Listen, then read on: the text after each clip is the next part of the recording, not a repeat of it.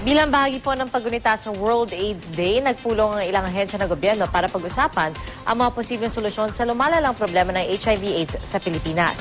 Hindi raw ito dapat ipagsawalang bahala, lalo't isa ang Pilipinas sa 7 bansa kung saan tumaas ng 25% ang kaso ng HIV/AIDS batay po sa tala ng United Nations.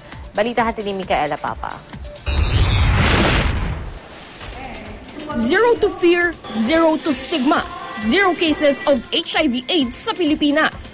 Ito ang mensahe sa pagpupulong ng mga ahensya ng gobyerno sa Calabarzon na bahagi ng paggunita ng World AIDS Day 2012. Hinimok ang DILG, DSWD at DOH na umaksyon at magpatupad ng mga programang susugpo sa lumalaking problema na kaakibat ng sakit.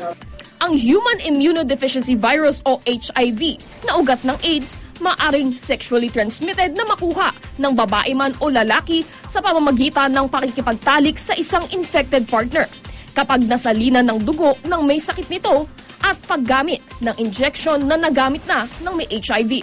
Nahahawa rin ito ng mga inang may HIV sa kanilang sanggol habang nasa sinapupunan at kung nagpapasuso.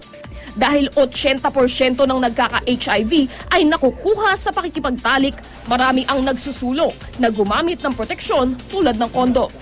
Huwag mo ipagpalit yung 10 to 15 minutes na tukso na hindi ka magproteksyon. Na kapalit nun yung magkasakit ka ng AIDS na habang buhay mong dadalhin.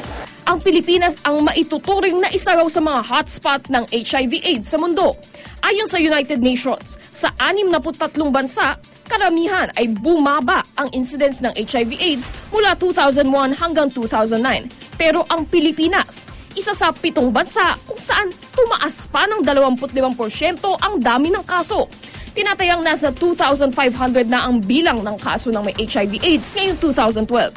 At kada 2 oras may panibagong nai-infect ng HIV sa Pilipinas. Yung availability of mga commodities that would help people protect themselves from possible infection. Hindi widely accessible siya.